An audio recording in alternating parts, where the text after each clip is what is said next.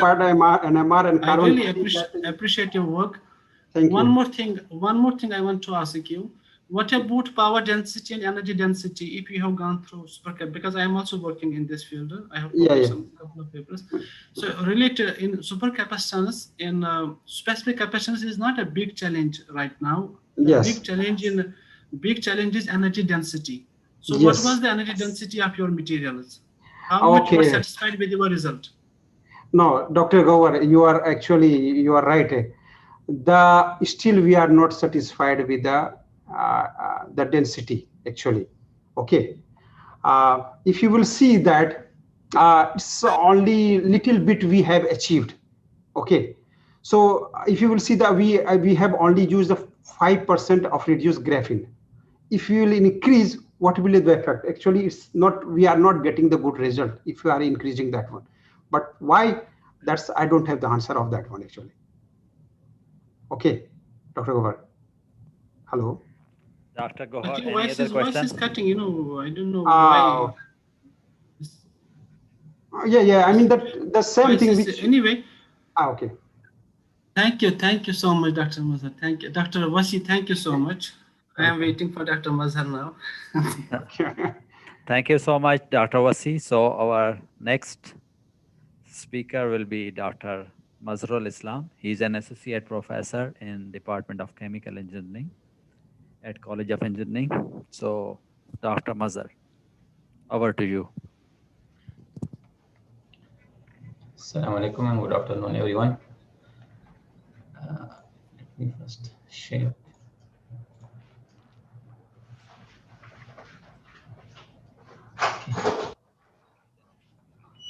Okay. It visible? And the video screen, my screen is visible?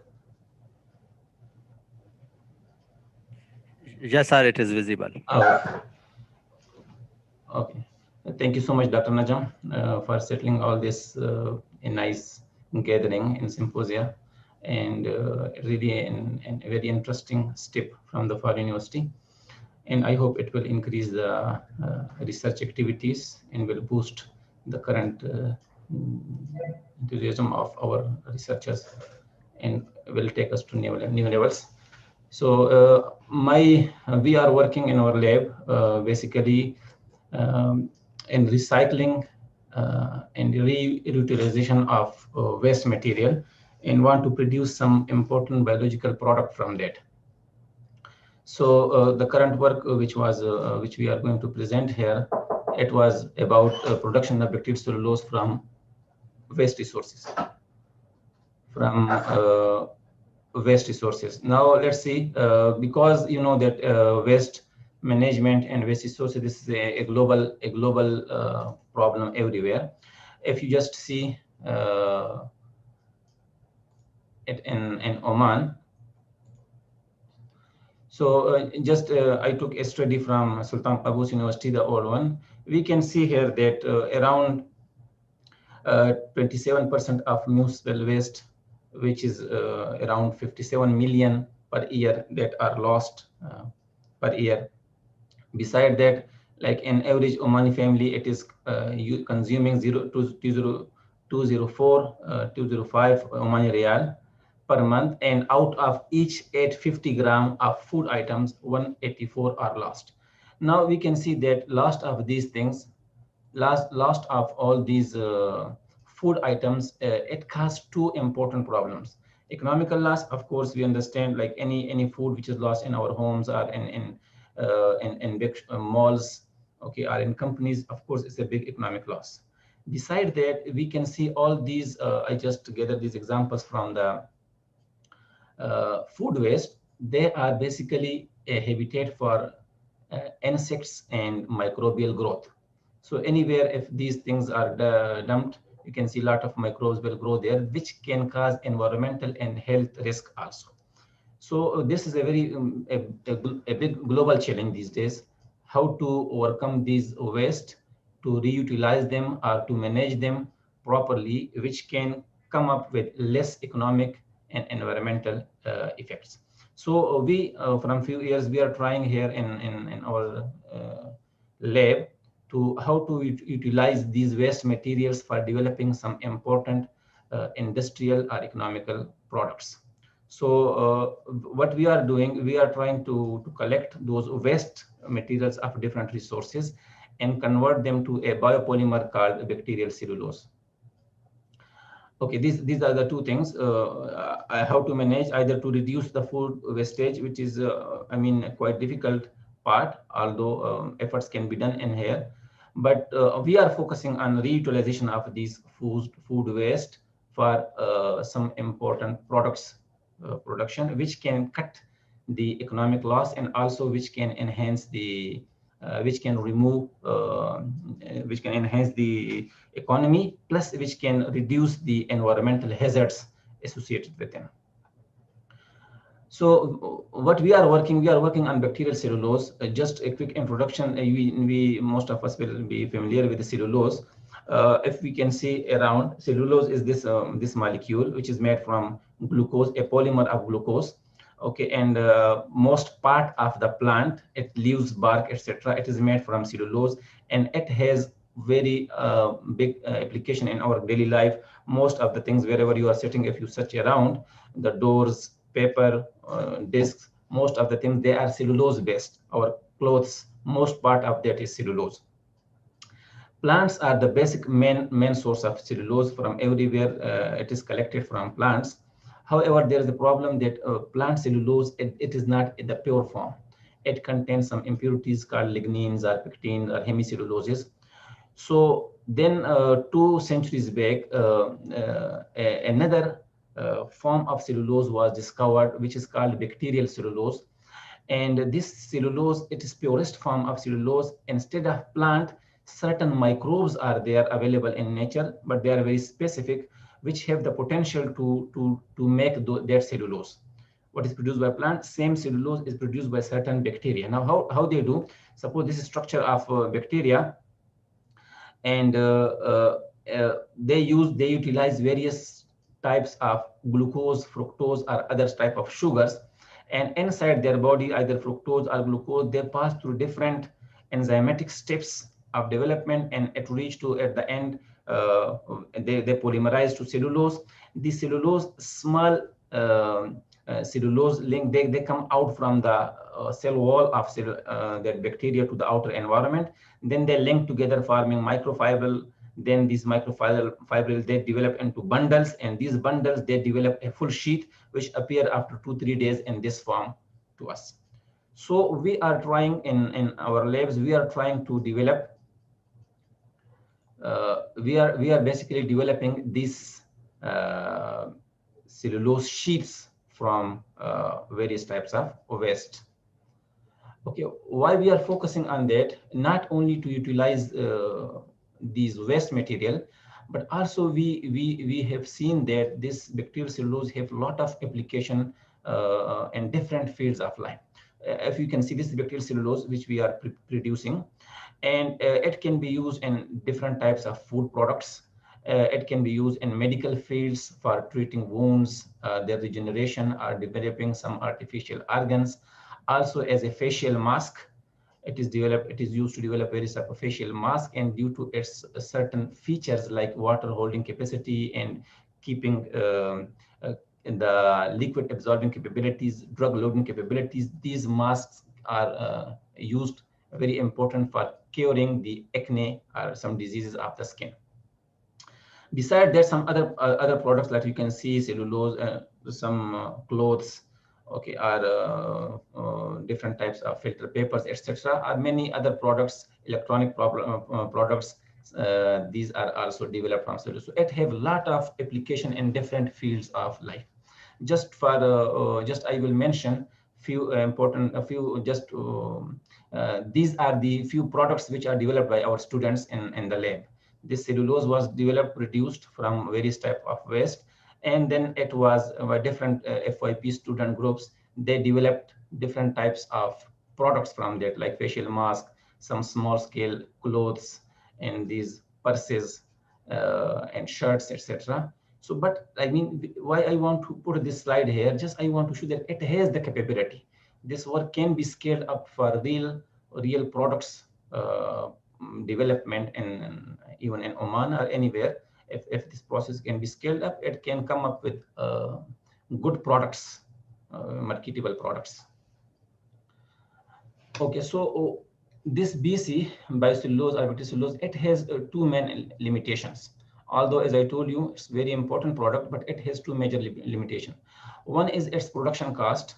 If you produce it from normal synthetic media, synthetic component which are available in market, then its cost will be high. So although it is much better than plant cellulose, but if it is expensive, then of course it will cause limitation in application. And second thing is few features, some few important features are missing in the cellulose, like it is not antibacterial, it cannot kill bacteria, it is not much biocompatible, it has compatibility but low, and it is not conducting in nature, and also some more features are there which some lackings are there. However, these two are individually work is going on to address both of them, both these limitations. Anyway, we in here also concurrently we are working in both in production cost, this limitation, plus also adding additional features to biocellulose. This particular presentation is about the first part. At the end, I will just show you two slides that we have done with this one, this part also, and have received successful results. So if we are synthesizing BC from expensive synthetic media, then indeed cost will be high. And if market price is very high, of course, its applicability will be reduced. Let's suppose, for example, if facial mask developed from BC is expensive, then why people will use this one? They will definitely use the one which is less expensive until it does not come up with very high superior properties. So that's why this is a limitation. So how to do what we are planning, what was plan of our work. This work we are planning that we will collect different type of waste resources like wasted fruits, vegetables, expired items of company fruits, and the juices which are expired, are different type of expired material. We will collect them, and then we will, if they are wasted, so you can see that they are loss of economy and loss of money. But if we recycle them, okay, we are doing this in our lab, and add them with some specific bacteria, then we can prepare bacterial cellulose, and from bacterial cellulose we can produce different products. Almost at small scale, we have produced these products in our lab also, as I showed you in previous slide. So this was the main important aim, that we will try to utilize the waste material, which can cut down the price, and if it is available at lower price, then of course it will get more applicability. Okay, so for devising this, first we did literature study, and we found that BC can be produced. This is our like review paper which we published in Korean Journal of Chemical Engineering this year. So we studied and we found that BC can be produced in different ways in the lab, and small in flask, like a small amounts, and we can also produce as sheets. Now you can see like its big sheets can be produced on large scale. However, in the lab we have produced some specific like 20 centimeters square or 40 centimeters square sheets. But anyway, that can be further prolonged depend upon the available facilities. And also we can design some reactors which can enhance the production of BC, and its size and shape will be definitely different. Also, like we have developed two reactors in our lab which can facilitate the production of BC in continuous process. Okay, then we also searched out what type of waste or waste material or cheap level materials could be used. So from different studies, we found out that we can utilize waste fruits and vegetables. We can utilize different types of bravery wastes. Now that depends wherever these whatever is available, are molasses. So are different any like sugar containing waste, it can be utilized for producing BC. Various types of fruit waste, you can see all these, but anyway, it looks like these. Why should we use these attractive food items? We are just talking that waste of all these materials. Waste of all these materials which we throw away, that can be utilized for BC production. So in literature study, we found different attempts done, and they have utilized different type of bacterial cells, different types of sources, waste materials, and have produced successfully bacterial cellulose. So we developed a concept that we can utilize the BC production concept from waste material utilizing local available waste resources of Oman. So we took different types of waste materials, some cheaply available materials in like fruit waste, coconut, sugar cane, some expired juices, expired material, all these, and we successfully, just quickly I will go through, successfully through different steps, we developed their media, and after the some analytical tools required there, and their autoclaving, and then prepared our pre-cultures, use them in different types of juices, and we were able to develop BC on small scale. Okay, we can see that there are different, these BCs sheets, small one, they have been produced from 7 different types of waste materials. And in second phase, we scaled it up to a little bigger scale where we were able to produce sheets of BC in our lab. So until here, this was a successful results we got. Then we developed a complete study, and we tried to use 3 types of waste.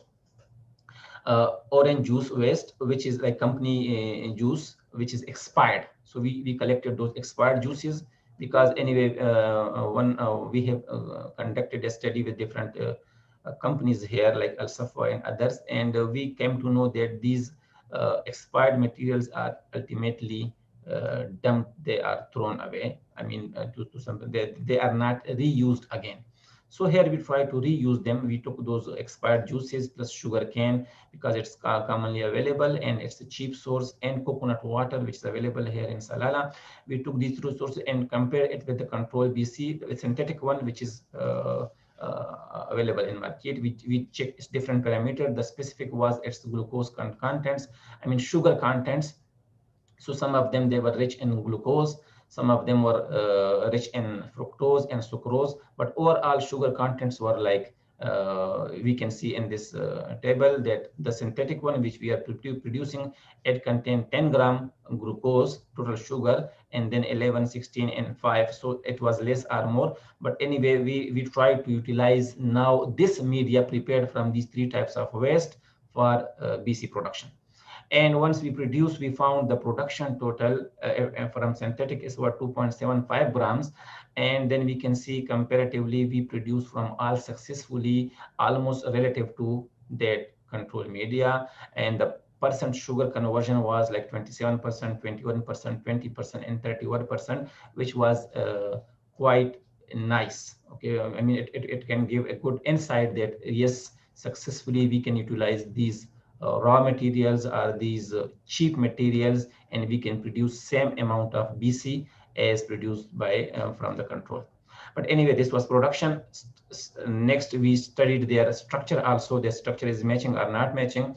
Here you can see this is what we have done with the control and different types of 3 sources, and we found from control media and waste of juices from coconut and from sugar cane.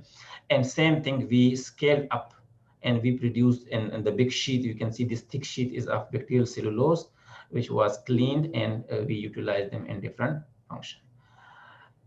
Then we studied their structure by SEM analysis to see the size of their fibril. We can see almost the BC produced from control or other sources, the fibril size was same. Yes, there was slight difference in their porosity, which is indeed a good one, and certain it has its own advantages and disadvantages. But SEM analysis completely showed that yes, the structure of cellulose was similar as that produced from the waste source, the morphological features.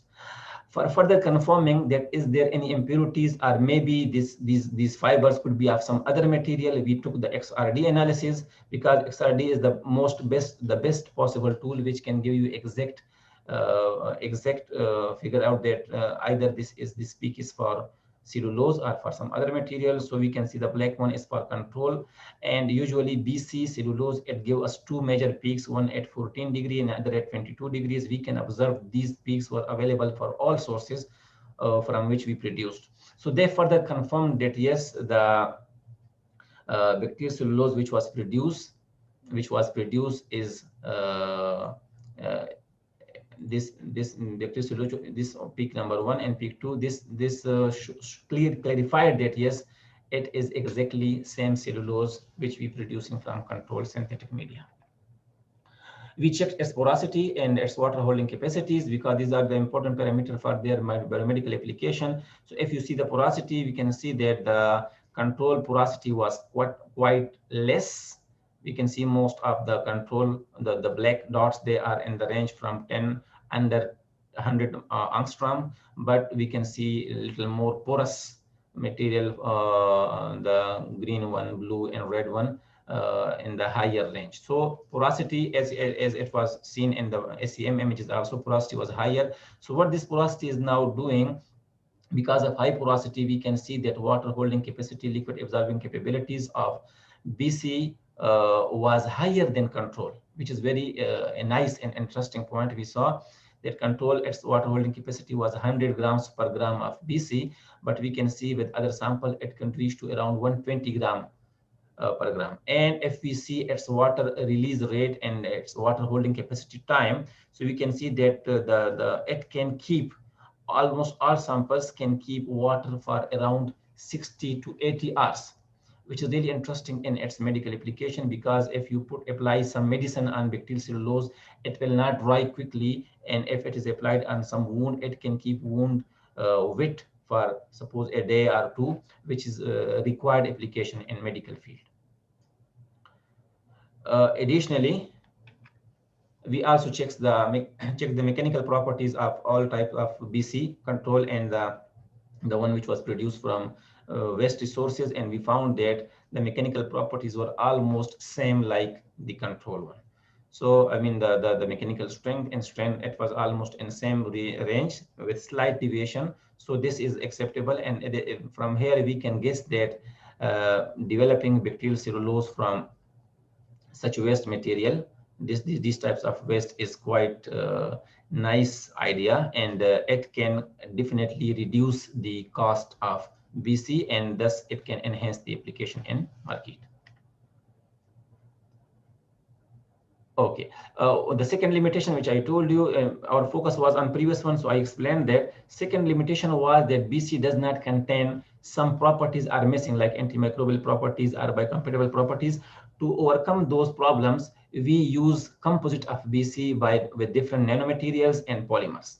So we add some synthetic material, some natural material, or some polymers which contain conducting properties, compatible properties, antibacterial properties, and when they are added by ex situ, in situ, or a solution mixing method, they impregnate and their structure get attached to them. And when we devise the composites, they have those additional features which were missing in BC. Thus, the application which was not possible with pure BC, those application can also be obtained by using its composites. Just for one or two slides, we took that BC from the waste material, we prepared its sheath, and also we took some extract from available in the far region plants, and we add those extract and bacterial cellulose and prepared its composite membrane. And then we found that those composite membrane, they showed antibacterial properties.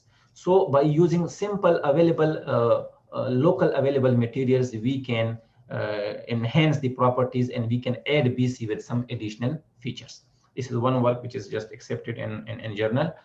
And secondly, we added BC with some another locally available plant, aloe vera gel, and we found that the aloe vera gel enhanced its mechanical properties to a very high level compared to pure BC around 40. The properties of the mechanical properties of aloe vera gel, it was around 140, so it was more than 3 times increased. And also its Young modulus was much high. So this can be, I mean, we can further enhance its existing properties by adding some additives in synthesizing composites. The interesting thing was when we checked its biocompatibility, so we can see pure BC, it had some cells, but very few cells were attached there. But when we use BCA, the BC aloe vera composite, we can see much cells adhesion and proliferation was done on that, which mean that if we want to develop its property further for medical application, we can add some additives with compatible properties that can increase its compatibility to much higher level, and thus increase its application. To conclude, I'll say that BC can be successfully produced from natural, cheap, and waste resources. The production can be scaled up with ease, with less capital cost, not much is required in that. And features of BC can be further enhanced by synthesizing its composite with natural and synthetic additives that can be utilized in a number of commercial product formation. So thank you so much for being patient with me. If you have any question, please ask. Thank you so much, Dr. Mazhar, for your nice presentation and excellent work. So if someone has any questions, so kindly you can ask directly, or you can write in the chat box. Assalamu alaikum. Oh, walaikum salam. Dr. Mazhar, can I have a question? Yes, please. Sure. Just can you please go to slide number 17? Slide number 17, just. Yes, please. Yeah, what type of sources you have used here, sir? Sources? For this waste sources? Waste sources. In first one, what is the first one? Which source? What is the source? Okay, this is control one, which we are using synthetic like sugars. We are using this as through some synthetic control one, which is available. A media composition is there, like we use sugar, glucose, and peptones. The second one is. No, I mean, is it wastage? I mean, is it for fruit wastage? Is it fruit or first one? First one? Yes. No. First one is synthetic source. Synthetic means the common media, the commercial media which is available. Okay. Second one. Control media for BC production. And the second one is waste of orange juices, like the expired orange juices in the companies. There is my question actually. So if there is, in second part you have shown here fructose is 3.16, but generally if we see fructose, they are recommended for diabetic patients because they contain more than 50% fructose. So why it is less? Why you have only 3.16 gram fructose here? It is supposed to be more than this. No, this is actually we checked it through HPLC analysis here. We did through HPLC, we were able to analyze glucose, fructose, and sucrose, these three types of sugar. Maybe there could be some other which we could not analyze there, but this amount was available, 3.16, which we got, from our lab. All these experiments are done in our lab. So these results are from our own HPLC columns. It could be there could be some problems, issues, mistakes, but because if you see the product, they just write total sugars. They will not specify exactly what but maybe it can be reason that if we go logically, the fructose, we are recommending them for diabetic patients. The reason behind this is because fructose mostly contain fructose, and fructose is very good for diabetic patients instead of glucose. So the point is here, if the percentage of fructose in fructose is more than 50%, up to 60, so in wastage, why it is less than glucose? This is my first question. So thank you for this. Can you please go to slide number 9? Slide number 19. Slide number 19. Yes. Can you hear me? Yes, I am hearing. Please. Yeah. Could you please tell me what was the average pore diameter if you have gone through porosity? Pore diameter is here. We can see here the pore average radius. This is pore distribution, right? Yes. What was the average pore diameter? But we got the volume and radius from there. You want from the SEM analysis because the scale is given here. Yeah. So you have Pore not diameter, calculated you average mean pore fiber diameter. You diameter? know, yes. No, you mean pore diameter or fiber diameter? Yeah, pore diameter, average pore diameter out of this all pore distribution.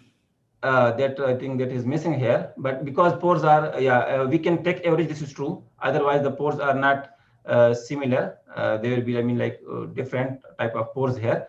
But from here, we can get some idea that average their overall size or radius. If you can get radius, so from here, of course, we can get the diameter also. They are lying for control under 100, and for the for any more of them are under 100, but we can see some more above 100 to 1000 in the waste material, especially for these two.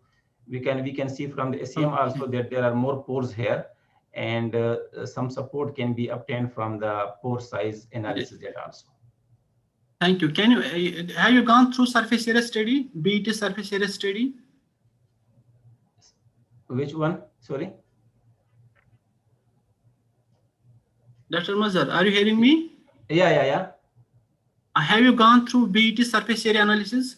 BET, because from porosity in they in this study, no. This study, no. We did it in the, and in there in Korea, I have done that. But in this study, we didn't do it. I know it is not possible here to do it. Okay, can you please go slide number 20? Just the last question. Sorry for taking your time. In this, okay, yes. Yeah, could you please explain, are these BC material, are they crystalline or amorphous? Yes, BC is a semi-crystalline material. So it has, and if you see the crystallinity, it has two peaks. Basically, it will give two, the small one also appear. Two major peaks for BC appear at 14 and 22, and a small one at 16. And the remaining, this region is amorphous region.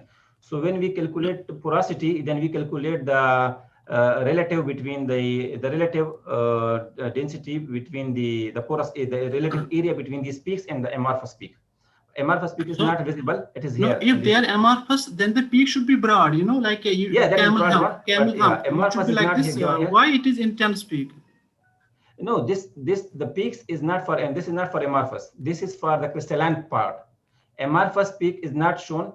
It is here, and this starting from here and covering all this area. It is broad, and more than like 60% of BC or 55% is amorphous. Around 40 to 45% it contains crystalline part. Okay, thank you, sir. One more question, last. Dr. Gohar, so we are what type of nanoparticles you have used it? Only one question. What type of nanoparticles you have used in this study, sir?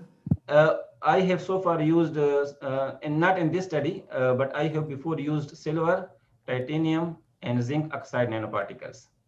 Okay, thank you.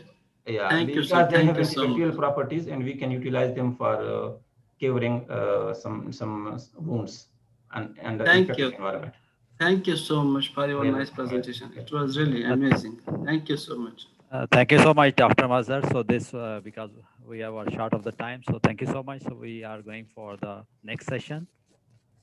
So in the next session, we have two presenters, Dr. Faris and Dr. Sohail. So the first presenter is Dr. Faris. He's from Department of Finance and Economics, and he's an associate professor. So Dr. Faris, are you there? So if you are there, so kindly share your slides. Okay. Yes. Dr. Mazhar, can you take your slide off? Okay.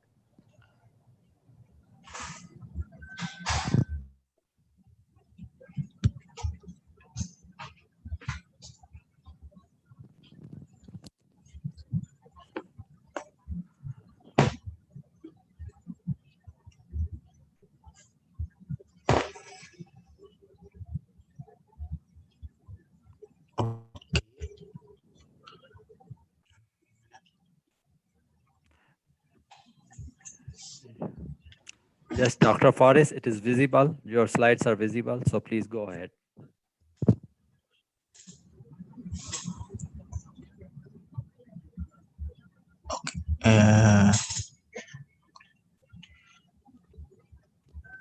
Okay. Okay, thank you very much for this. Just 1 minute, I will go to slide. Okay, thank you very much for this opportunity to present my paper in this symposium. Thank you, Dr. Najim. Thank you also, Dr. Asif Gundal. My paper about the impact of petroleum and non-petroleum indices on financial development in Oman. The authors are me and Dr. Omar Iqbal Tawfiq and Dr. Syed Hassan Jamil. This paper listed in the Web of Science Index SSCI with impact factor for 2019 2.964 as a Q1, also ranked as a 14 out of 108 journals in finance category. Also, this journal listed in Scopus index side score for 2019 is 5.4. Also, Q1 ranked 17 out of 270 journals in finance category. This journal is Financial Innovation, listed in Springer Published. Received 24th of October 2018, accepted in 11th of February 2020, and published online 20 February 2020. Now, as introduction, we can see that natural resources, specifically crude petroleum, play a vital role in the economic development and sustainable growth of countries. Petroleum and non-petroleum wealth are major sources of government revenue for many economies worldwide, as they have a vital role in shaping a country's internal policy through economic programs that are compatible with its economic and oil price policies.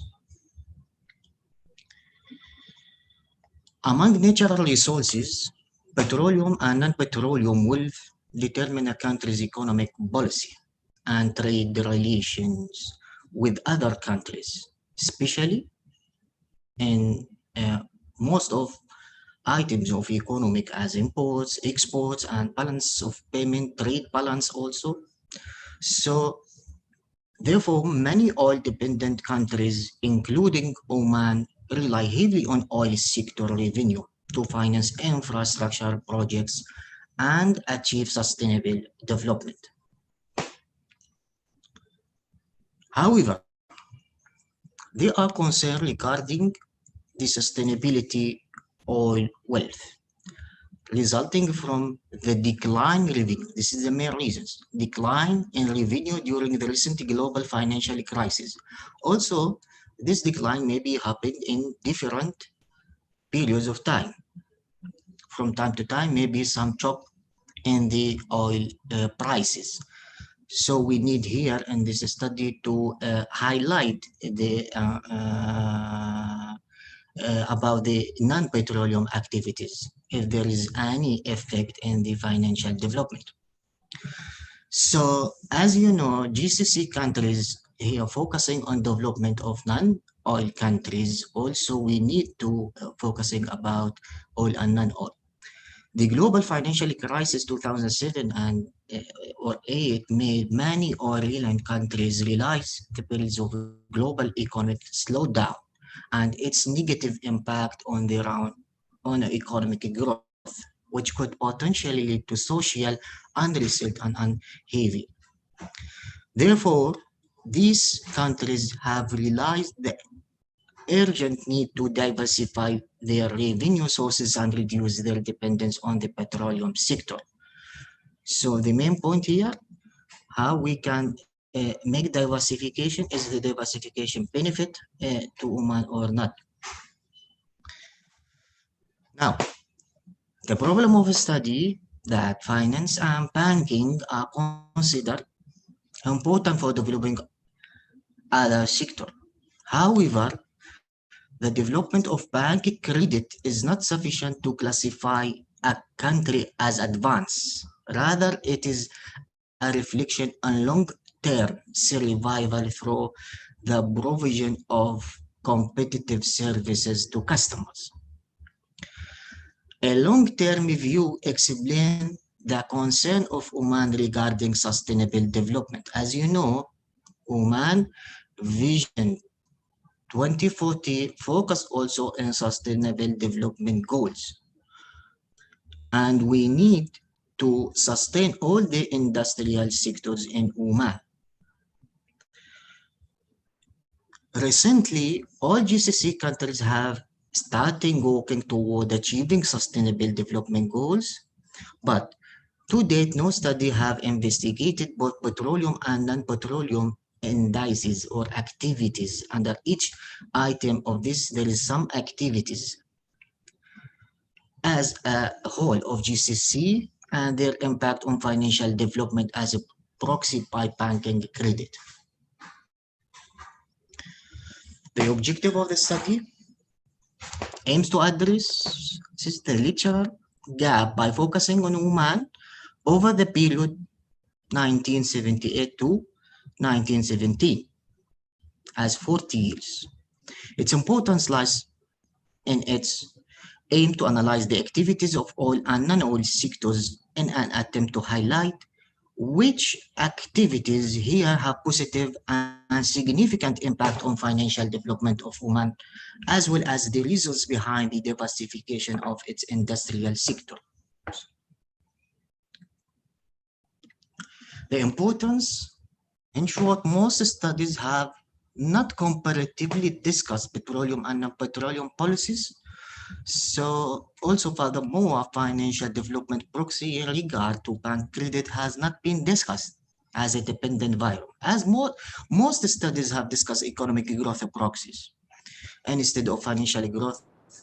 In addition to the lack of such a study on Oman, which is considered as a producer and exporter of oil. So this study aims to overcome the previous research gap and will apply ARDL model, auto-regressive distributed lag of Oman for 1978 to 2017. This period is considered as critical due to the occurrence of financial crisis. Specifically, this study attempts to highlight non-oil activity, which many oil countries, including GCC countries, should focus on to enhance other sources of income and to promote financial development to mitigate the impact of oil price changes on economic growth. However, at present, it is imperative to consider the diversification of investments tools, which the government of Oman began to implement by undertaking investments in industrial, services, and insurance activities. Now, what is the methodology? As I mentioned before, all the data collected from World Bank indicators from 1978 to 2017, the time frame is 40 years, which is a limitation of the study because no data are available for the previous period. And also we apply the ARD model proposed by Pisaran and Chen and subsequently modified by Pisaran later 2001 by introducing bond testing. Why we use this model? Why we use this methodology? We use this method to estimate our model for several reasons. First, these statistical tools fits in small size samples. The second point, ARD model does not require variables to be integrated at the same order. Also, number 3 noted that Pisaran and the others also explained that the relationship is only long-term. The ARD model would be able to differentiate between variables. So this ARDL model does assume a small single reduction in equation exists for dependent and exogenous variables. Finally, the ARDL model is considered a linear transformation. So this is achieved in a correction model estimates which allow measuring short-term corrections with a long-term equilibrium while retaining long-term information. This is the main variables here. As a petroleum proxy orient, as a percentage of a gross domestic product or GDP, non-petroleum, we will talking about industry, agriculture, and services. 3 factors, and also financial development measured by the amount of domestic measure by amount of domestic credit extended to private sector by banks as a percentage of GDP. All the equations and financial and econometrics equations included in the full paper, but because we need to here to summarize the variables. Now, what is the results? Here, the first point or the first step here, we want to check for spurious regression by the probabilities of the time series. This study applies the unit root test, Digger-Fuller, extended Digger-Fuller, and Philip-Perrin. It shows that all variables have a unit root of levels except OIR, orient. This is the petroleum factor, for which the null hypothesis is rejected. So therefore, this variable is integrated for O.0. After taking the first difference between the remaining regressors, the null hypothesis was rejected, which means these variables were integrated at the first difference. The variable under consideration have a mixed order of integration, zero difference and first order, while none of the variables were integrated with the second order. Once all variables were integrated at the different orders, we can say that ARD model proved the most appropriate. Now, before estimating the ARDL model, the second step, as a long relationship between the variables, we need here to estimate the lags were tested first. So we adopted a Kiki information criterion and determined the best 20 models as per the Kiki criterion. So the ARD model here, the best for 4, 2, and 4, corresponds to smallest AKK criterion or value for Oman. The third step, after choosing the appropriate lags for the ARDL model, it is important to prove whether there exists a long-run relationship between the variables. To do so, we perform bonds testing to explain whether the variables are integrated or not. To achieve this, we must compare the F statistics and order as 0 and order at 1 points, as Pesaran and Chen noted. The F statistics is greater than first order in long-term relation, so it also reports that co-integration does not exist. Now, what are the findings or the results? The result shows that there exists a long relationship between domestic credit, agriculture, industrial, oil, and service activities. But see here, the agriculture and industry GDP has a negative and significant relationship with domestic credit as a financial development proxy.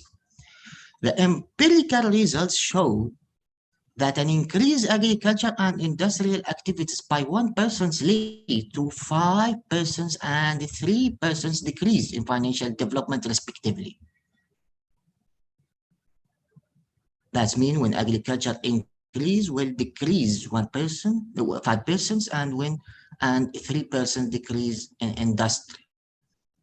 When increase industry 1%, there decrease 3% in financial development in this factor, industry. However, all unserviced sector GDPs promote financial development, while there is a positive impact of all activities and also is greater than that of service sector. So domestic credit will increases by 4.25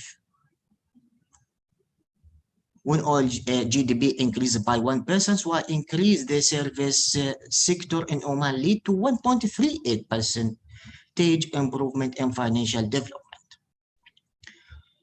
The increase of banking activities here in different countries often came from growth in petroleum industry, as well the welfare of communities and increased consumption create more investments. So the positive image of petroleum results from their integration with non-petroleum activities. The highlights the need to pay attention here to non-petroleum activities, especially in relation to financial crisis and rapid changes in oil and gas prices globally, and non-dependence on petroleum activities only for revenue and infrastructure building. After estimating the long-run equation, this section estimates the short-run relationship between the variables in our study to calculate the speed of adjustments. Now, this is the other step. To do so, the error correction model here is estimated to show the short-run relationship between the variables. As I mentioned here, the model error correction term is stable when achieved by two conditions as suggested by Bahavani, that is this relation to negative and statistically significant. So error correction term refers to the long-term balance through speed adjustments with one choke in the model. As you know, error correction model, this is the dynamic short run. So here, the results show that error correction is negative and statistically significant at 1% significant level. So it also shows any previous period shock on this model would be adjusted in the run equilibrium with the speed at 33.2 as a percentage. Interesting also, one more interesting results here, as agriculture activities have significant effect on financial in short run. Any increase in agriculture GDP by 1% cases on increase in domestic credit by more than one, around 1.8, yes. This explains the government dependence on the service sector for non-petroleum activities more than agriculture and industrial sectors. So also it also explains why banks are promoting bank credit by increasingly funding contracts related to non-petroleum activities in the short run, especially in the agriculture and fishing, thus contributing to an increase in GDP. Finally, the done the robustness check of ARD results as diagnostics tests show that ARD model is considered to be significant at 1% level and is therefore suitable for proposed model. The success of all diagnostics tests suggest serial correlation and heteroscedasticity and normality of errors are the lead to pass the ARDL model. Furthermore, also, Ramsey test confirmed that the model is fit and very well, and also apply the CASAM test to predict this relation, which means that this ARD model also stable because residual values are all between the confidence lines. Conclusion and policy implications. The findings here demonstrate that a long-term equation has been estimated, which illustrates that the agriculture and industry sector have a negative and significant relation with the credit bank in Oman. However, Its oil and service sector, both two sectors promote financial development. Meanwhile, that the short-term equation illustrates that the oil, agriculture, and service sector have positive and significant effects on domestic credit. Our analysis here supports the fact that the government of Sultanate of Oman has recently taken an interest in industrial projects to diversify its industry. Moreover, the oil sector of Oman is closely linked to financial sector and considers the main driving force behind investments and job creation. In recent years, the government of Oman developed the service sector to strengthen the oil sector through the promotion of non-oil revenue sources such as education, health, housing, social welfare, and basic and strategic projects. It is still strategizing in regard to revenue distribution as a hedge of decline in oil prices, despite a marked improvement in the economy in 2018 compared to the previous 3 years. The results here recommended that the government imposes a fiscal policy in a balanced manner to maintain financial growth and domestic demand, as well as improve the liquidity of banking sector, given the higher oil prices and increased global business launch important structural reform and improve trade relations. This would in turn support medium and long-term sustainable economic growth. The government has also sought to reduce its dependence on the oil sector while aspiring to revive non-oil growth through supporting small and medium-sized enterprises and foreign investment. Future studies, here also paper recommended to make a consideration for geographical distribution of countries and generalize the results to GCC oil exporting countries. Additionally, different economic and financial dimensions can be applied in addition to the social and environmental dimension of petroleum and non-petroleum activities, which are essential elements in the sustainable development process. That's all, and thank you for your listening. Thank you. Assalamu alaikum. Thank you very much, Dr. Faris. Now, actually, Dr. Najimul Hassan, he has no class, so. Yes, okay, I'll take it. Okay, so any question? Any question from anyone? Yeah, you can unmute your mic and you can directly ask question or you can write in the chat. So only there are a few comments, clear methodology, and one more comment, a very good research work with quality publication and excellent presentation.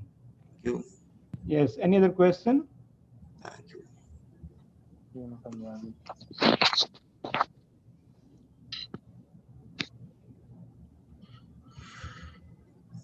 Okay, I think there is no question, no other question. So Dr. Faris, thank you very much for your nice presentation. Thank you, sir. Thank you. Okay, now next talk is Dr. Suhail Ghaus. So he will be presenting an investigation of Indian student attitude towards entrepreneurs. Dr. Ghaus, floor is yours if you are there.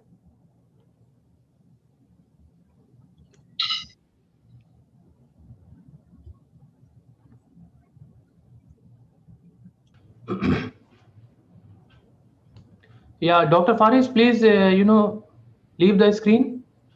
Okay. Thank you.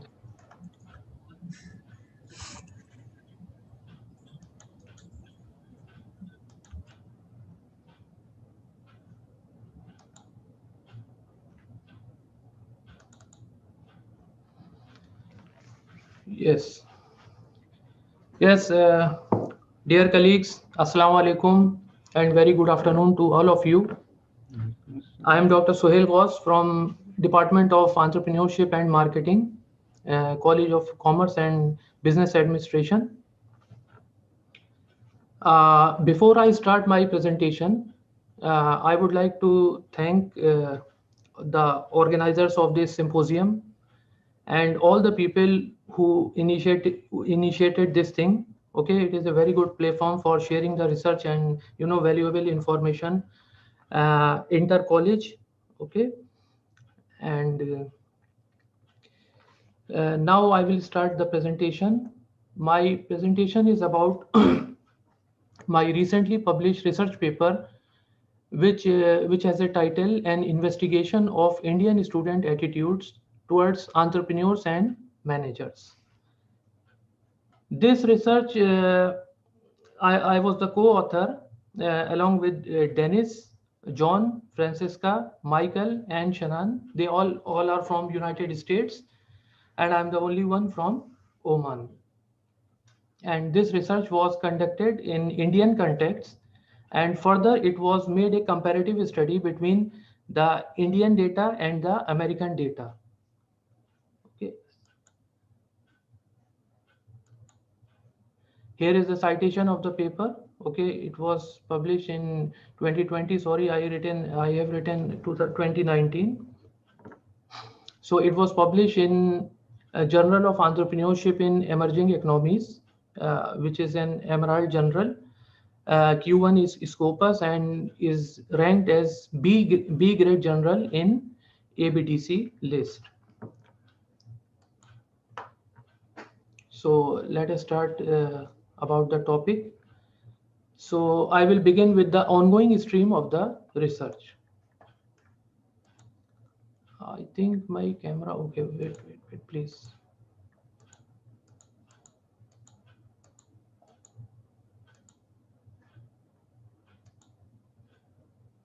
Yes, sorry, I forgot to open the camera.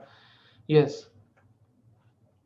So this research, it is an expansion of a multi-country initiative to examine the entrepreneurial attitudes, intention, experiences of college students. This research, actually, it has been performed before also in many countries.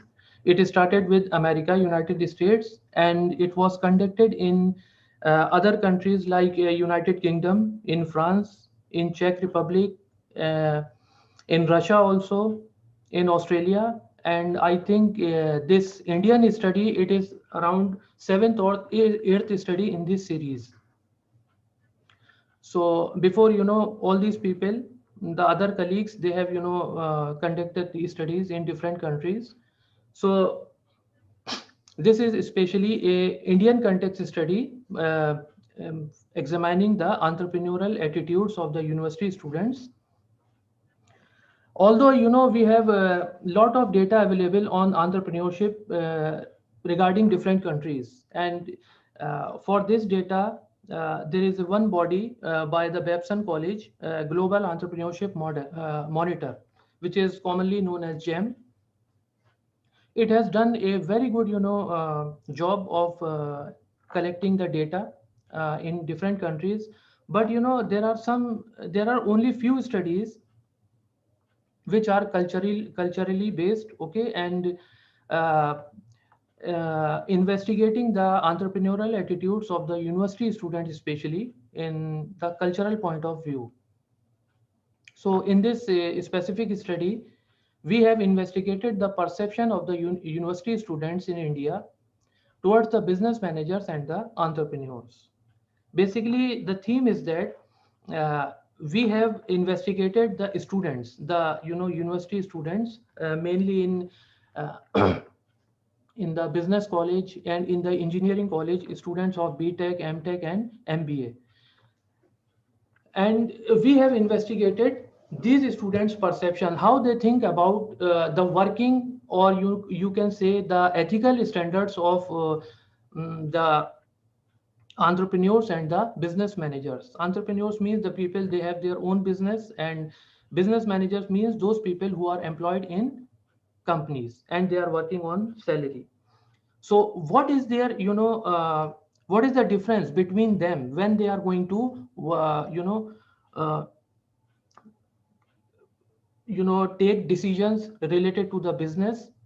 Okay, so what an entrepreneur will do and what a business manager will do, and how ethical their decisions will be. So this is the main theme of this research. Now through this research, okay, this kind of research, uh, lot of knowledge is generated, and which is very helpful for entrepreneurship educators and the policymakers also, because they can formulate different kinds of programs to encourage the entrepreneurial development into the country, especially in context of the emerging economies. Here the the context is India, which is a developing country, which is one of the most progressive emerging economies in the world. It is a BRIC country, and and it is into the nascent stages in India entrepreneurship. It is slowly and slowly developing, but still a lot of progress has to be required. After that, we will talk about entrepreneurship in India. Indian history, uh, if we go back and we try to find out, okay, what has been the system in India. The caste system, especially into the into the Indian society, it has been a major barrier for innovation and entrepreneurship. Now the early entrepreneurs in India, okay, if we go back, okay, before the independence of India, okay, there were trading classes, mainly from the rich families, and they were involved into manufacturing and industrializations. After globalization, the post 90 period, when India opened the doors for the foreign players, okay, there were many significant changes, okay, which led to the development and very progression of a very fast progression of Indian economy. And the process of entrepreneurship, this small business context, it also gone rapid changes in India.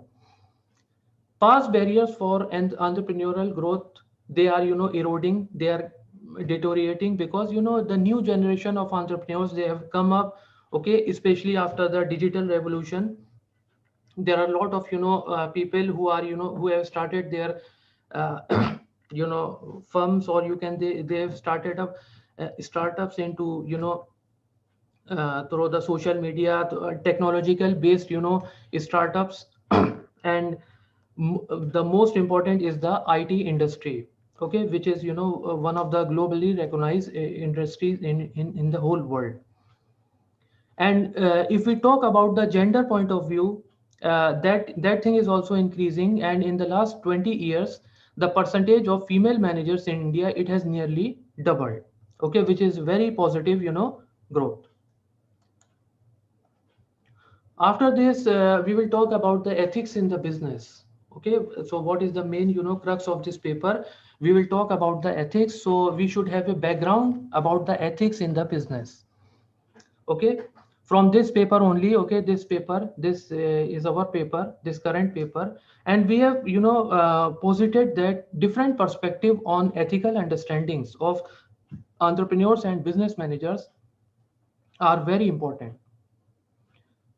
More investigation of entrepreneurial ethics in small business context, Harris et al. Okay, he is also one of the co-authors in this research. So it is very important for the small business context, because all these talks about ethics, about sustainability, about community development, it has been we talk mainly the researchers, they uh, conduct it on the multinational enterprises or in the large enterprises, and there are very few researchers in the small business context. So ethical perception towards entrepreneurs and business managers, they are compared. uh, this was stated by Booker and Hisrick in 2001, and in between different countries, Vicania et al. 2005. Ownership options, okay, how the firm it has been owned, like the profit sharing, personal stake, etc. They might be the drivers of the ethical behaviors in the firm. Then the one of the studies by Bachelor et al. He's also one of the co-authors, uh, and whose data we have used in the comparison with Indian data. Okay, he said that American students, they perceive entrepreneurs to be more ethical than the business managers. And here, this is the present study. We have already discussed about it. It is about India. Now, the theoretical underpinning, okay, the background. This study, it is already built on the existing body of literature, which I've already told you before. And here we have tried to, relate the data with different aspects like gender, previous entrepreneurial experience. Here we have termed it exposure to the business, either in the form of entrepreneurship or any entrepreneurial association, and like previous experience, working experience. Like here we in Dhofar University, we have part-time students. They are working also and they are studying also. So if we are going to conduct a study on those type of students, so they already have an exposure. And obviously nationality, because here we are going to make a comparison between Indian students and American students. And this study draws direct comparison between an American and Indian sample. And this theory is based on, or this research is based on the agency theory, stakeholder theory, and the stakeholder agency theory, which are used for hypothesis development and discussion.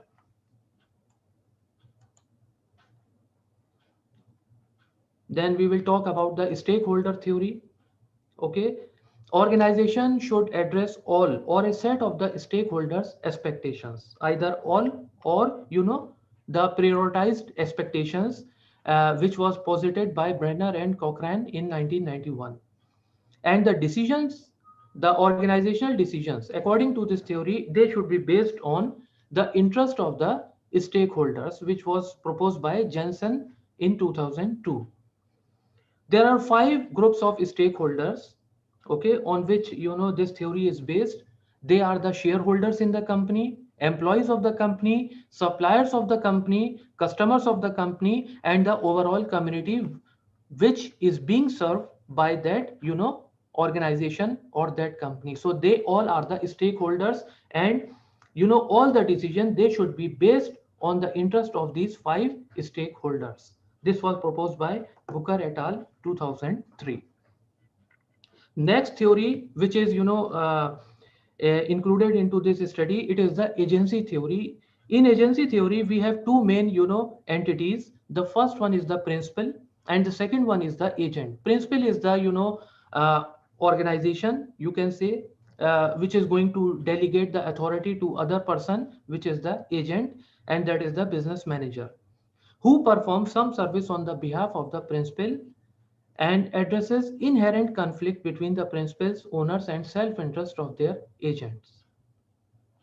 It concerns with the aligning of agents' self-interest with the interests and investments of the principal, protecting principal against the harmful behavior of the agents. Because sometimes business managers, they are not working ethically, and it is going to harm the whole organization. So the interest of the agent and the principal, they have to be aligned, okay, so that both are mutually benefited. And lastly, business managers are considered as the agents within the organizations. After that, we have the third theory, which is the stakeholder agency theory, and it incorporates principles of both the stakeholder and the agency theory, and it combines relationships of all the 5 group of stakeholders with the goal alignment with the principal and the agent. Firms are, small firms, we are talking about the small firms. They are seen as a collection of the contracts between different parties, and the managers are the agents of the stakeholders, because who is the uh, agent for the customers? It is the managers. Like we have the marketing managers, we have the sales manager, okay, we have the finance manager. So all these are the agents for the all the stakeholders, responsible for creating and optimizing value for all of them. Bounded rationality, opportunism, and information asymmetry are inherent to principal-agent relationships, which were proposed by Usher in 2005. Here is a set of hypotheses we have developed for this study. Okay, there are three hypotheses. Okay, H hypothesis 1, hypothesis 2, hypothesis 2 and 3. There are two sub hypotheses also. Okay, so in total there are five hypotheses. So let us start with H1, the hypothesis 1. It asks that students in India will perceive entrepreneurs to behave more ethically than the business managers. H2A, it says that entrepreneurs will be perceived as more ethical by Indian students with prior entrepreneurial exposure than those without prior business exposure. So here we are talking about those students who have exposure, either entrepreneurial exposure or business exposure. The 2B, it says that business managers will be perceived as more ethical by Indian students with prior entrepreneurial exposure than those without prior business exposure. The third hypothesis, it is based on the gender. So the 3A, it says that entrepreneurs will be perceived as more ethical by female Indian students compared to their male peers. And the 3B, it says that business managers will be perceived as less ethical by Indian female students compared to their male peers. Here is the data. Okay, information about the data. So what kind of data we have in this study? Okay, from the survey, it was actually a Qualtrics generated online survey, and it was conducted in 3 North Indian universities. 187 students they participate into the survey. 83.06% were male respondents with an average of 22.6 years of age. Only 5 students they were married, and 25% of the respondents reported to have worked for a small entrepreneurial firm in the past, while 48% of students they stated that an immediate family members owns a small business. Finally, 127 responses they were considered for data analysis, because it was a long form of questionnaire, and students they made many mistakes. So out of 187, around 60 students, okay, they filled the questionnaire wrong. So we deleted or we rejected their responses, and we included only 127 responses out of 187 responses. Now, uh, another question was based, I'm talking about the data. When we ask the students, okay, what are your future priorities, or what are your future aspirations, where you want to work for? 73 respondents, they expressed desire to work for a large firm. 42 want to work in a medium enterprise, while 12 respondents, they want to work in a small or micro enterprise. Okay, this was about the Indian data. The American data, which we have used for comparison, it was taken by one of the studies of one of the co-authors, John Batchelor, and his study was conducted in 2011, and it was conducted at 2 large universities in Southeast United States, and there were 116 usable surveys collected. The participants were 41% male, 69% Caucasian. Caucasian means basically from the European origin or the West Asian origin. They have white skin. And 62% had prior entrepreneurial exposure through a family-owned business in their immediate family.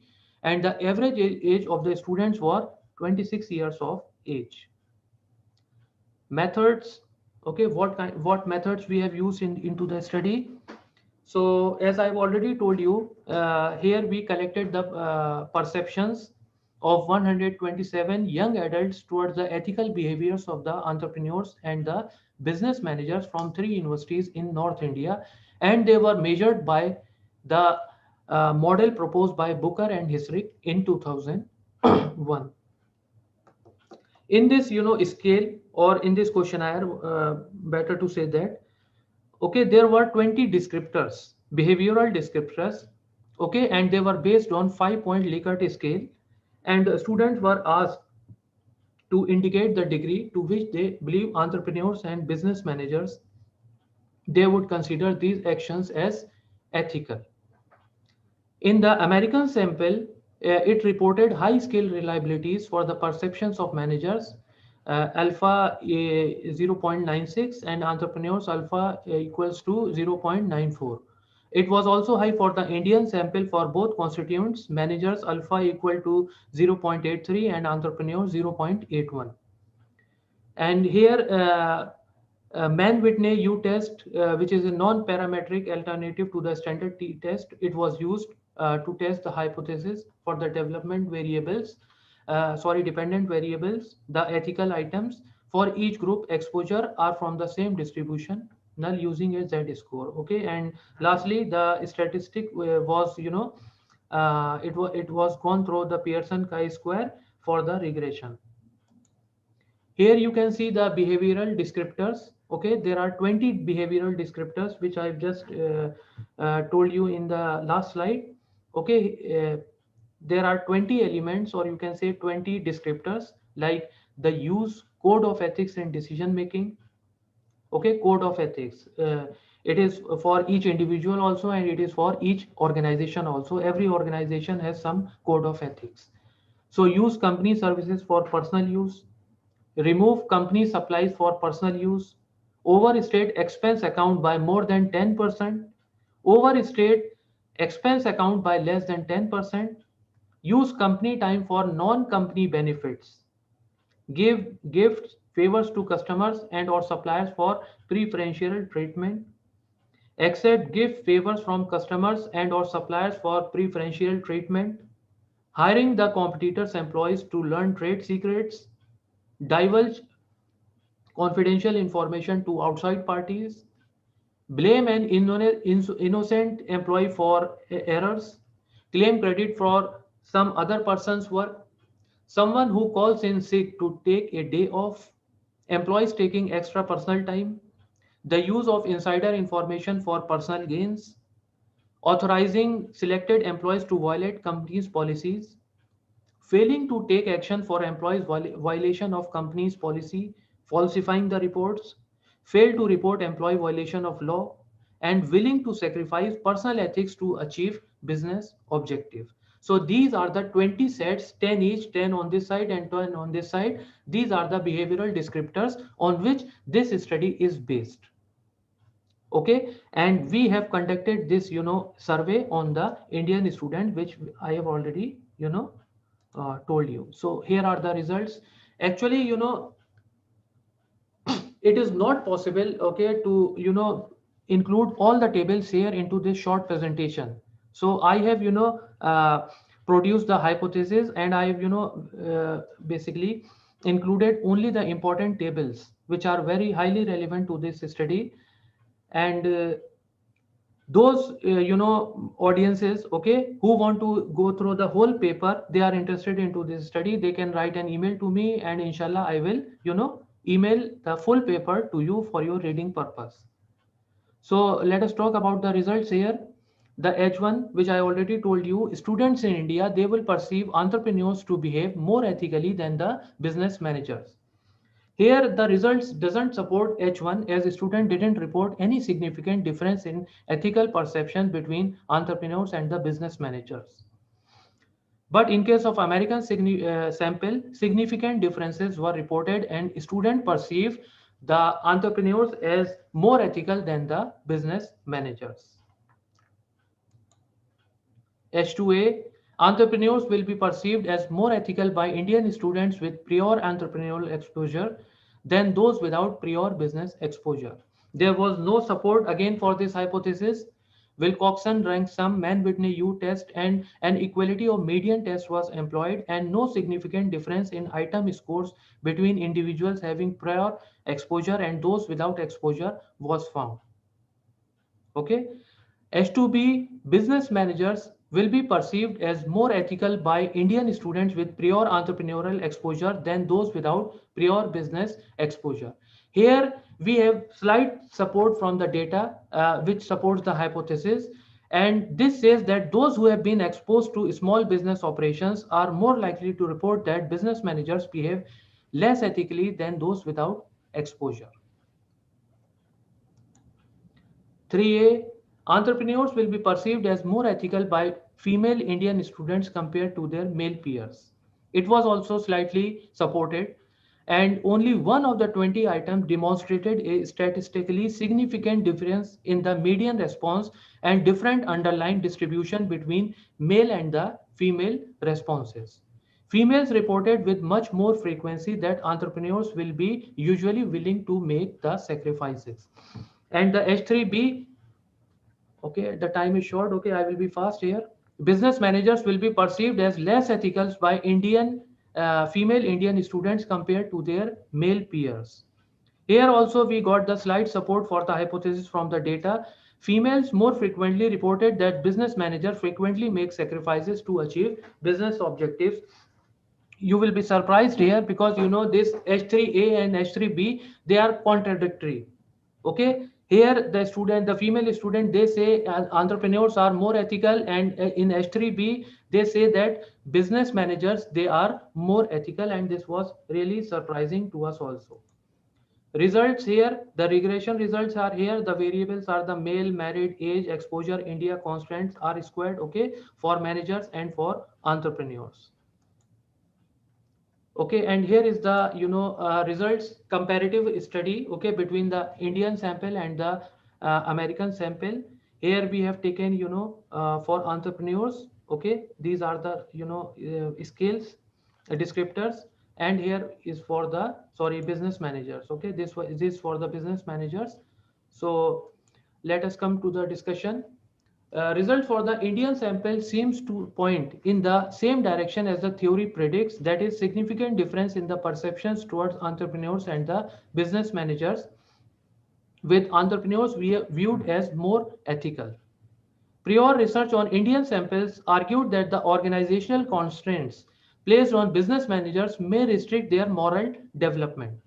Okay, so organizational constraints, the organizational rules and the policies, they are going to restrain or they act as a barrier to the business manager for ethical decision making, which were proposed by Monga in 2005. And many people in India, they see business like the large multinational businesses as a corrupting force for the corruption, okay, which were proposed by Chakravarti in 1997. And the globalization, it has caused you know uh, ethics in India to deteriorate. Okay, the ethical levels or the ethical standard, they have come down after the globalization, because the multinational companies, they are uh, most of them, they are making such type policies, okay, which is deteriorating the or bringing down the ethical standards of the Indian societies. With regard to the lack of significant findings in India, this could be due to the focus of many large businesses in India towards community development instead of internal ethical development. So what the companies are doing, they are working for say corporate social responsibility, or now recently it has it has been advanced to sustainability. So how to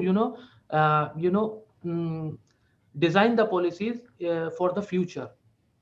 So this result, the findings of this study, it says that most of the companies, they are working to in for the sustainability, and they basically they are not focusing on internal ethical development of their employees, which is a finding of Arora and Puranki in 2004, and they lack focus on internal ethical development such as working conditions and ethical treatments of the employees.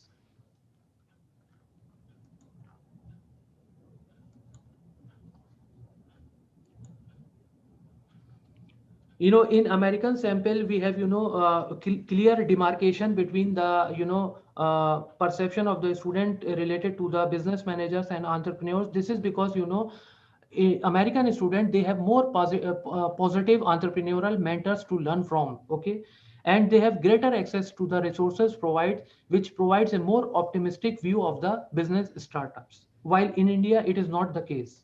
Our finding seems to indicate that the Indian educational model, it needs to place a greater emphasis on the positive benefits of the entrepreneurship and how new business startups can be launched in an ethical manner within the Indian economy. As I told you in the starting, that entrepreneurship in India, it is in a very nascent stage, starting stage, and in most of the universities, recently they have started one course about entrepreneurship. Students, they don't have any understanding about entrepreneurship.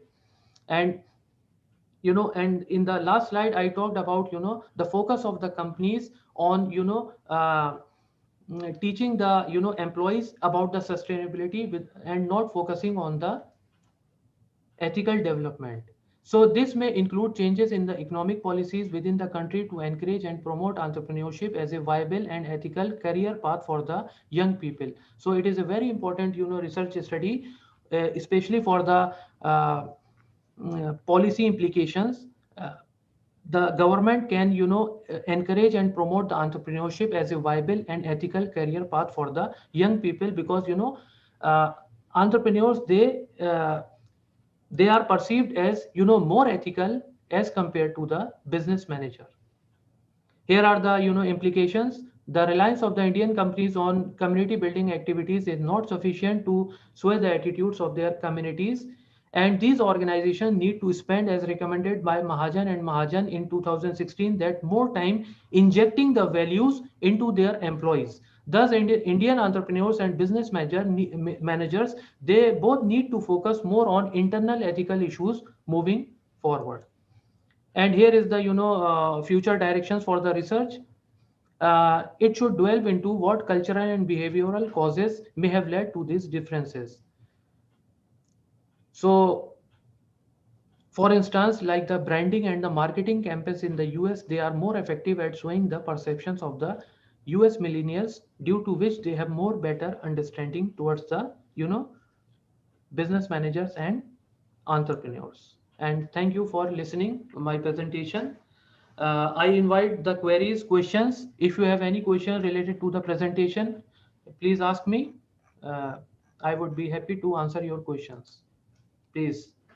Okay, thank you very much, Dr. Suhail. Excellent presentation. Any question, so comment? I have actually only one comment. I hope yes, soon please, we'll sir. see Please, sir. Tell me. another paper, and that paper will be an investigation of Omani student attitude towards entrepreneurs. On which slide, sir? I said, no, you are discussing about Indian student, and now maybe Indian the next student. paper will be about Omani student. Here? No. I'm saying maybe your next paper will be an investigation of Omani student attitude towards. Yes, sir. Yes, of course. It is also completed, and Okay. in that paper, it is now under review in a very good journal, Alhamdulillah. And in that paper, I have compared the attitudes of the students, and included American, Omani, and Indian students. Okay, great. It is under Okay, review, and inshallah, I will have the opportunity to present it before you very soon, inshallah. Inshallah, great. Any other question? Yeah, any questions, please, sir? Question? Okay, if there is no other question, so once again, thank you very much, Dr. Suhail, for your nice presentation, and I hope soon you will have another presentation, as you said. So at the end now, I would like to thank everyone, especially all the URC member who worked a lot for this symposium, and most of the credit I would like to say goes to Dr. Najmul Hassan and Dr. Hamdoon. So they did a wonderful job for this.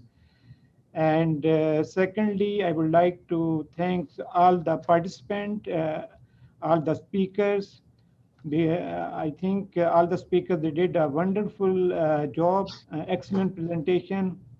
And today, that day, actually, I was waiting for this day for maybe last 7 or 8 years I am working here, and I was waiting for that day where we can see many presentations.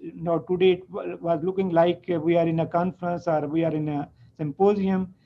So really, actually, university atmosphere, research culture. So actually, that means a research culture.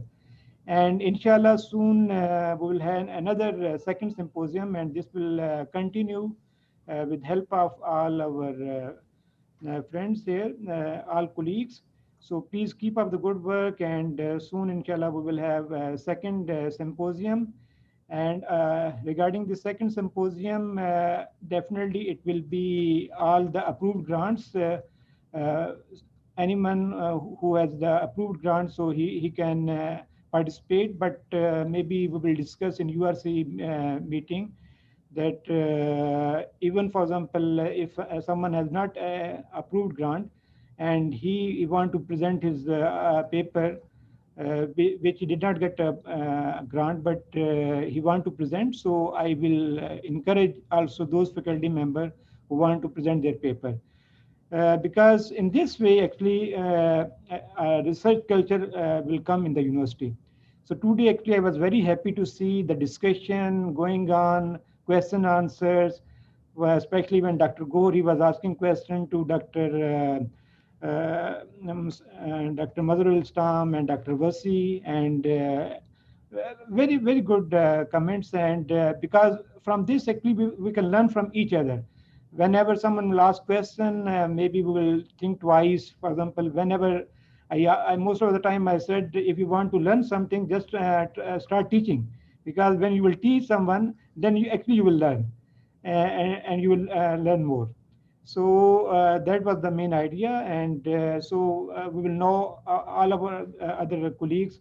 They are working in which field, and maybe from today lectures, these talks, some other faculty member, they will discuss with your ideas, and they will participate in. They can contact you. They can contact all the speakers, and maybe they can have a join next research paper. So that was actually the main idea. So thank you very much once again. And if anyone has any suggestion to improve this symposium, so we will be very happy to receive your suggestion. You can send me you people can send me directly the email, or you can send your suggestions to your CRC chair. So we will be very happy to receive your suggestions or ideas to improve this symposium even more better. That's all from my side. If anyone has any comment, so you are most welcome. Any comments from anyone? Okay, there are no comments. So thank you very much for participating in this symposium. Take care of yourself, and see you, inshallah, in the second symposium soon. Have a rest of the day. Good day. Thank you. Assalamu alaikum.